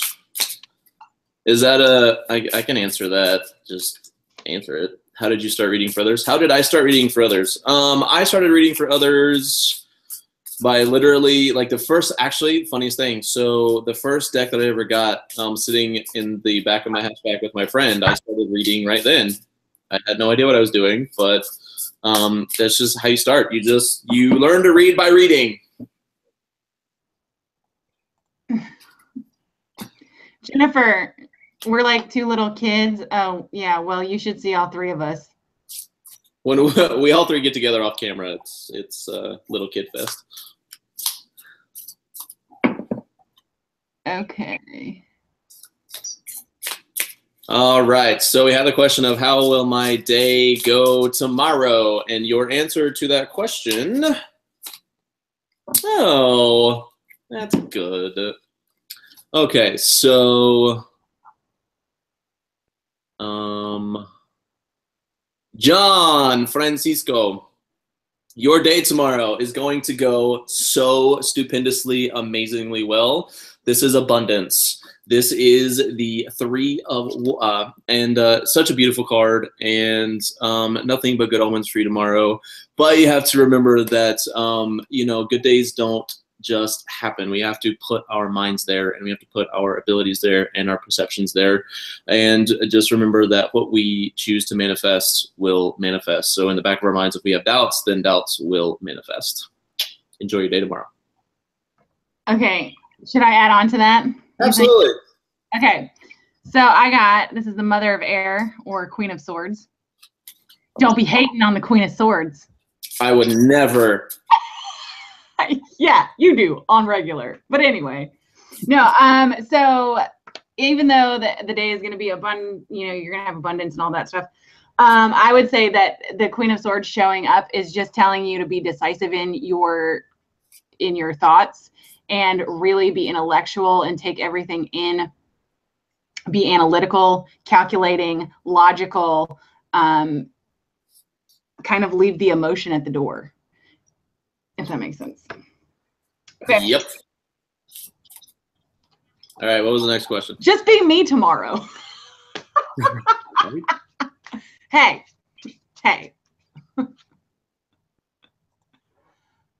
What is the next one? Shuffle there, Chase. Thanks. Appreciate that. Okay, ready? This is the next one, I think. Okay. I'm at a conference currently and having big issues. Will they resolve tomorrow, and how can I help? Chris Linner. Sorry if I said that wrong. Where is this question? Up top. Chris Linner. All right. So you are at a conference currently, and you are having issues, and you're wanting to know if they will resolve themselves, and how can you help? I can already intuit, and I can already tell you that the resolution resides with you before you even draw a card. I feel that. So let's talk about. Well, not spectacular. You can start. Okay. So I think that I got the answer to the second half of the question that popped out. But so the magician, you have to bring everything in balance. There's a lot of things going on at this conference that are discombobulated and disjointed. And I feel like you have the ability to organize, to basically make order out of disorder, and to harness multitask. and bring everything together. That's what I would say. What do you got? To go right along with that, I swear to you, when we both use this deck, it's fire. I love it. So I have work. So like Allorah was saying, before she even started talking, I said that the answer lies with you. I feel that, and I confirmed. So, Allorah was saying that you have to be the one that brings it into balance. And sometimes, I don't really know what the issue is, but the answer definitely does lie with you, and it is gonna be you putting in work in order to really fix this issue. And in this card is pictured three Bs. So it's not going to be you alone, but you will definitely have to initiate it, and you will have to get whoever else that you need on board and convince them that this is what needs to be done and how it needs to be done. And but once you guys put your minds right, I mean, a colony of bees can do friggin' amazing things. So once you sort of get that collective thought going, the change will happen. But in the beginning, it's going to be a little bit stressful and a lot of work. Okay, you ready for the next one? So ready. Okay, so the Tiger's Abyss. Where is my YouTube channel going? On YouTube? On YouTube. Hashtag Brad. Hashtag Bratty. Bratty little brother. Thank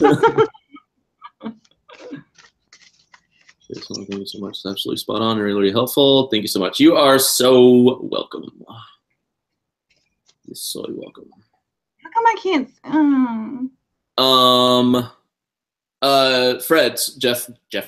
Jeff Fred. So this deck is the new Era Elements, and it is in talks right now of being published. Because we had Ellie on, the creator of this deck. We got a special plastic cardstock copy of this delightful, amazing, spot-on, fiery, magical deck. Okay. So for the Tiger's Abyss, I believe asked that question, where is your YouTube channel going? Yes? Yes, this is for you. Where is your YouTube channel going? Okay, so Ace of Fire popped out. So basically what I'm seeing with this card and in reference to your YouTube channel, you need to get creative, tap into some creative energies, go at it from a different perspective, a different aspect, do something different, be unique. And in your creativeness and uniqueness, do what you feel you are strong in. So don't try to do something creative that you saw somebody else do that you really like. No, you do you. So, and this is the very beginning of creativity. So I feel like you need to do some brainstorming and figure out what it is you really want to put out there. Shut your mouth! Are you kidding me right now? You said brainstorming, and I was like, son of a mother. So what I have for you is the brainstorming card. This is the Ace of Air. This is going to be you. And as soon as she drew that, from what I understand about your channel, and it's great content.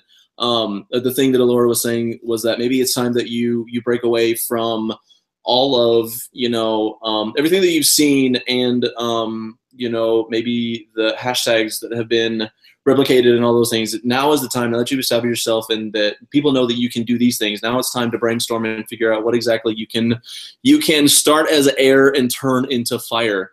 What are the ideas? What are the things that you the things about tarot that you are so passionate about, and put that into a video. Now that you've established yourself, now you can do what you want, and it doesn't have to be perfect. Now that those of us who are sort of established in the YouTube world, we can make, a video, and the content may not be that awesome, but as long as we get our message across, it's still, people will still respect that, because, we've put in the time and the blood and the effort to get to where we are now. And I say that the least of all of us, because I've only been part of this for 5 months. But yeah, definitely, it is time to get into your head and turn those thoughts into action. Good sir. Okay, can I just say something really quick about the hashtag videos, because it's on my mind and I gotta say it. So I feel like we need to be more innovative. Like, can we do something other than hashtags that still like involves community. Like I don't know how we would go about doing that, but I feel like we're listening to the same album, like and it needs to be changed. Like we need to change it up. Lisa from the Tarot Alchemist just came out with a really good one as part of Erwin. Who the crap is Erwin? I'm sorry, what? Arwen's Jesus tarot hashtag train. She just put it out there, I believe, day before yesterday, and I'm gonna do it tomorrow because it's real good. It asks you some deep questions. And you know what else? Like the tarot challenges. Okay, so I'm a Virgo. You know this. Do you know?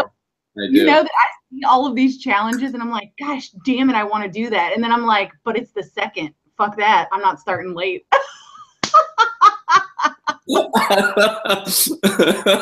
Yep, that sounds like you. You know, that is so me too. Okay, next question. Sorry, guys. Conflicted? Yes. Hashtag conflicted. That is a word that I said in one of my videos.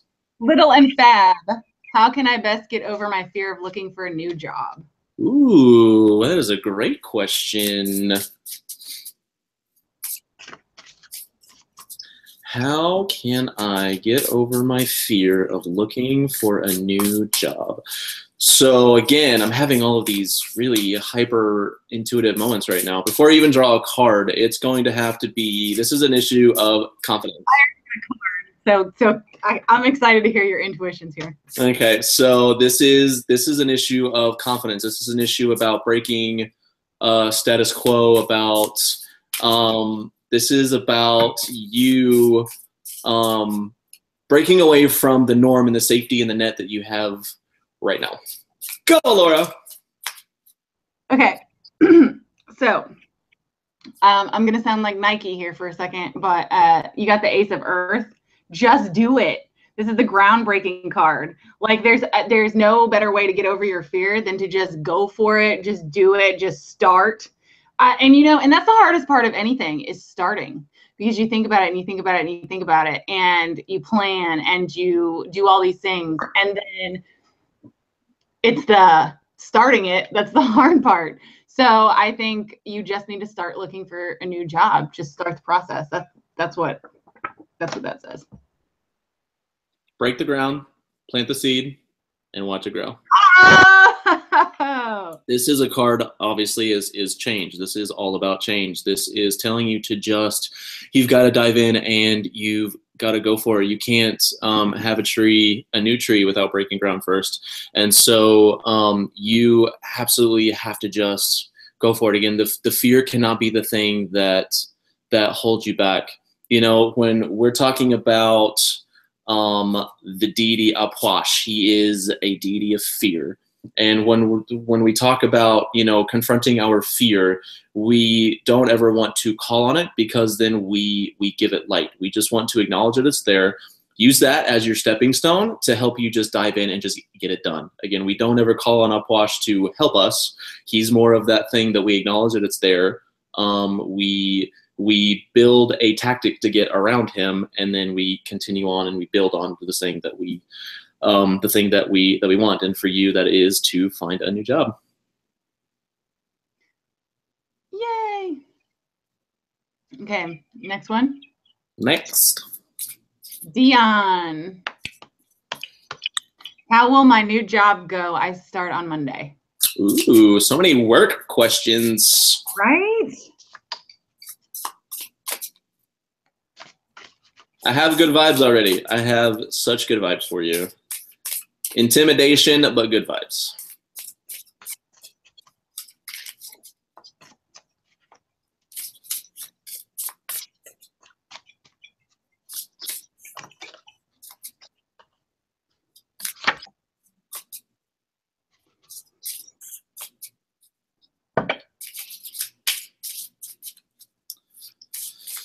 All right, what do we have here? So, oh, that's a good one. Nope, go. All right, so the card that I have drawn for you is Wealth. So all of the good vibes stand. I stand by what I started saying, and you know, starting something new is never easy, and it's never easy to go in and be the new guy and, you know, admit that you don't know what you're doing yet because you're new. But if you can get through that and you can get that initial first day, and I think again, exactly what I said, that what I feel for you is that it's going to be very intimidating and a little overwhelming, but it is going to feel so good for you when your workday ends. And this is just confirmation. You've made the right choice. You made the right move. And now just enjoy the fruits of your labor. Okay, so interesting. I had a court card jump out, and over in my head, I was like, this is the boss, this is the boss, this is the boss. So apparently this card represents your boss, whoever that's going to be. But this is the Mother of Fire. So if you're feeling a little bit stressed, just know that your boss is somebody who likes to do 5 million things at one time and will expect you to do the same. Will expect you to be a juggler. And your boss is going to be highly passionate about what you guys are doing. And they will expect you to carry their qualities. So just keep in mind the qualities of the Queen of, or the, what am I saying? Queen of Wands, Mother of Fire, whatever. When you're interacting with your superiors. So they have like, or I don't know if you have bosses or a boss, but I just keep feeling like this is a boss. And the Queen of Fire specifically is a woman who can juggle 5 billion things at once. They are highly creative. They are highly passionate. They are, they're not afraid to think. And so you're also probably going to be asked to do some things that are strange for the job that you're in, but just go with it. All right, what else we got? Hold on. Let's see. Hold on. I think that was it. Oh, yeah? How likely is that the potential new job will be mine? Hold on. Wait, where are you? Rosemary, how likely is it that the potential new job will be mine? What? I don't know where you're at, but the next question down about, okay, did I miss one? Do you see the one about how will things go when I take my trip to Vegas? Oh, yes, I see it right now. Okay. Okay, let's do that one, and then we'll get to the potential job. Ordering things, y'all. Ordering things. Ordering things. Wait for it. Wait for it. Wait for it. Ah! So loud. So amazing. Okay.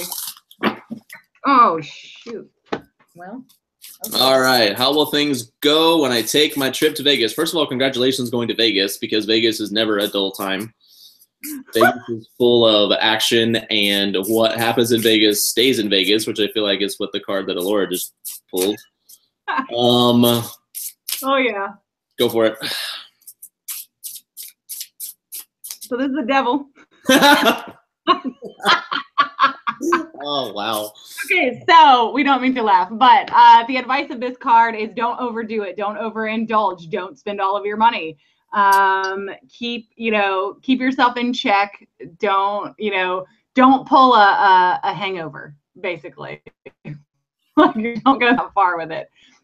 Stay in moderation, because you can easily blow your life savings if you allow yourself to. So just keep those things in mind. Have a good time, but don't overindulge. What do you got? Like the quintessential, like, hella good time card. So this is the just have a good time. So we have the 6 of water, which is happiness. And so this is going to be, obviously, there are good times to be had, but again, with the overindulgence. So we see in here, we have a mother, and we have lots of children playing in the water. And this is just a slight warning to you to pick where you go wisely, and that is where your happiness will follow. Okay, let's see what's next.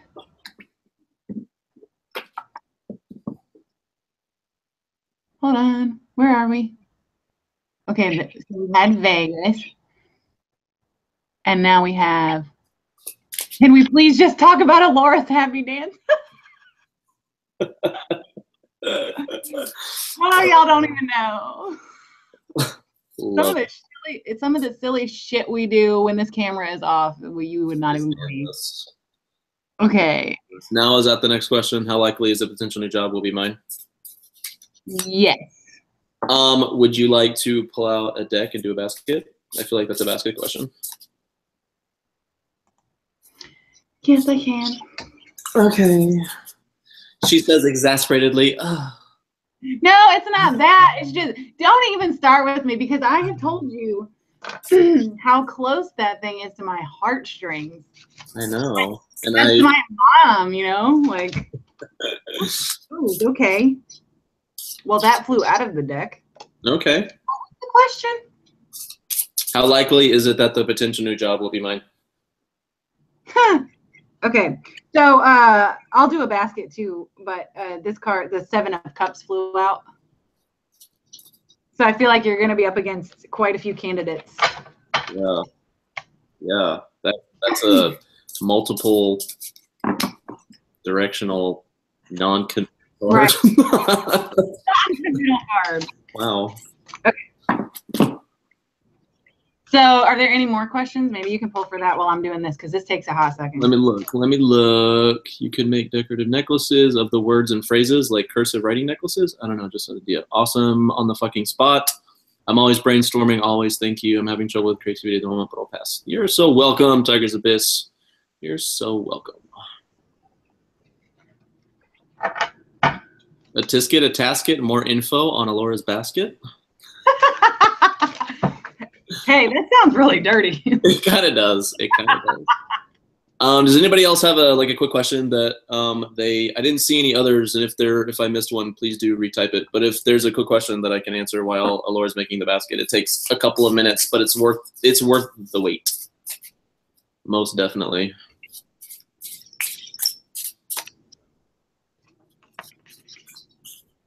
If you get it to work with that deck, let me know, because I tried to do one the other day and with this deck, and it wouldn't stay.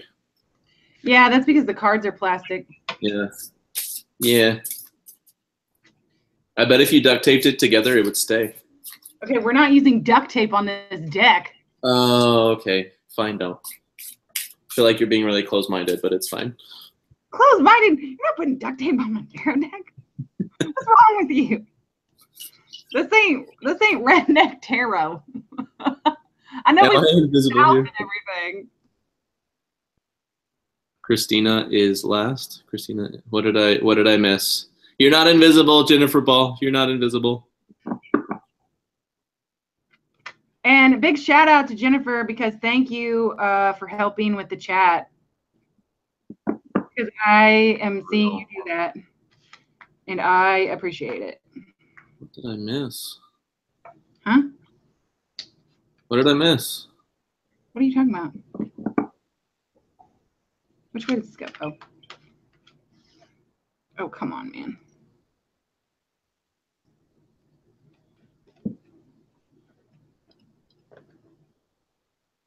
Oh my goodness, I missed.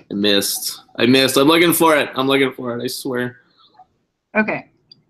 What should I focus on in my magical practice? Like, what could be a good area for me to start focusing my intention, energy, and magic? I feel kind of up in the air with this. All right, we've got it. I found it. My bad. The chat is just going tonight. All right, so let me read this again. What should I focus on in my magical practice? Like, what could be a good area for me to start focusing my intention, my energy, and magic? Okay. I'm going to readjust my cam here. You ready? Okay, so basically about the job that you are wanting, the basket basically says that it's going to come down between you and one other candidate, and you don't really want this job because this is a job where you're going to put yourself in unknowing self-torment is like the best way I can put it.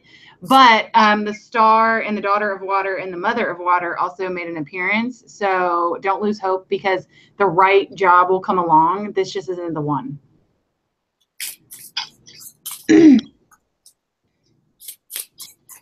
Okay, where are we? All right, so Christina asked what she should focus on in her. I just got feedback and I sounded like a frog. What should I focus on in my magical practice? Like, what could be a good area for me to start focusing my intention, energy, and magic? She feels up in the air about this. And I feel like the key word there is air. Libra connects with air. That word jumped out at me. All right.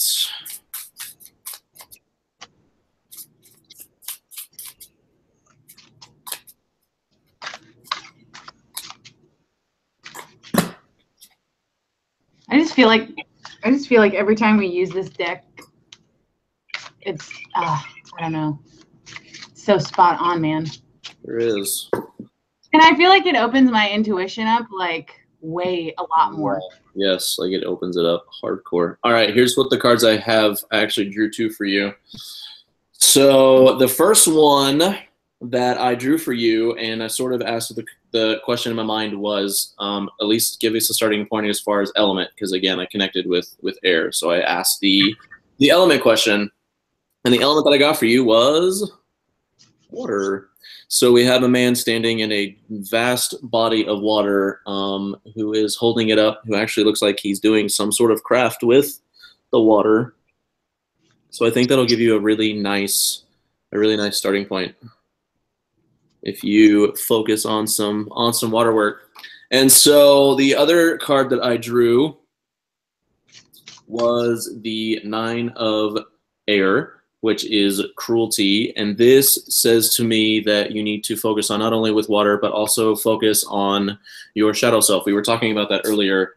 And in order for us to grow in our spiritual practice, we have to be comfortable with all sides of ourselves. In order to reach this place where we can sort of manifest however we want with whatever we want, we have to be comfortable with ourselves and who we are, and bring all of that stuff into light that we are so used to hiding about ourselves. So focus on the element of water and your shadow self, and that will give you plenty to work on.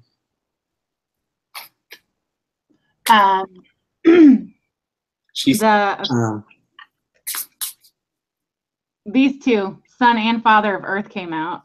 Wow. So in addition to what Chase just said, I would advise you to take your time, slow down.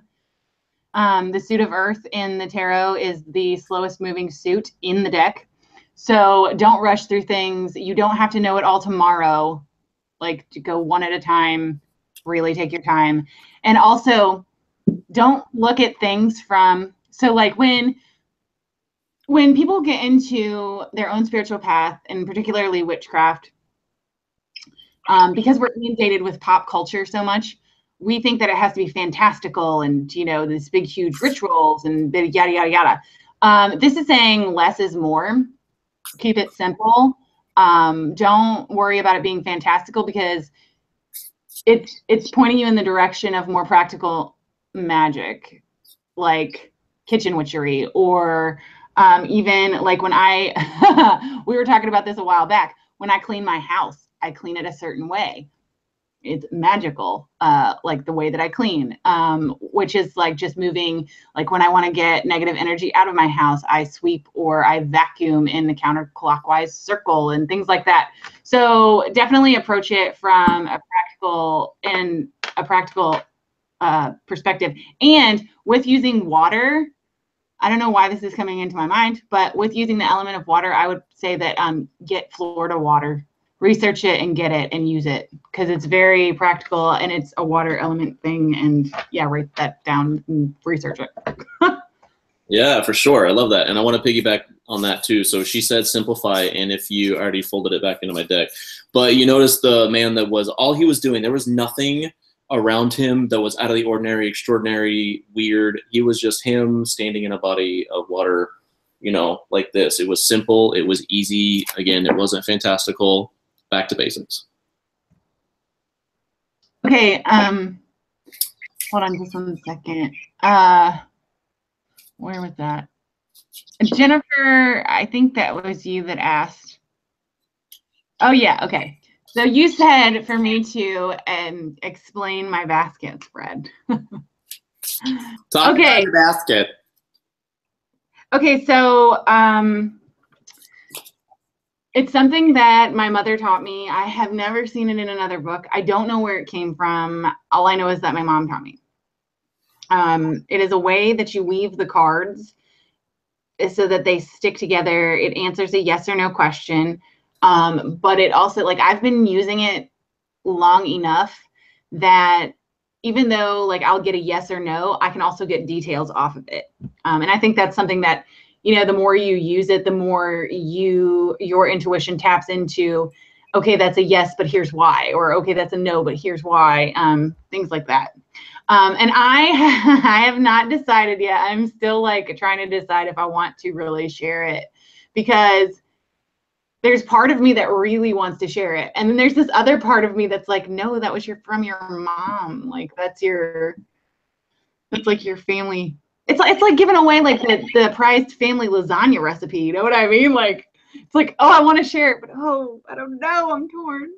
So I don't know. I may share it in the future. I'm still thinking about it. I feel really bad.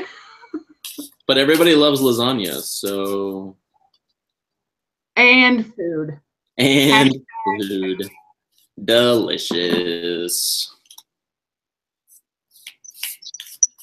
I hope that didn't disappoint you. Nope, she loved it. Okay, so was that it? I think so. Gosh. I mean, that's 2 hours on the dot. No kidding. High fives. Booyah! High five. We're never all right, you guys. Right? So 2 hours on the dot, and we're going to draw this to a close. Thank you guys so much for being here. I think at the peak of our conversation, I saw we had like 30, I can't remember, 34, 35 in the audience with you guys. So thank you guys so much for tuning in, and thank you so much for being here. We are going to say this every single episode, but you guys are the backbone of what we do. So you guys being here just makes us completely ecstatic and elated, and I want to give another big shout out. If you are new, this is your first time checking out Spread the Switches, thank you so much for being here. Warm hug to you, and we hope that you will find your new Divination Witchy home here and at STW. And for all of you seasoned returners, we're so glad to see you all, and thank you guys for keeping the chat lively.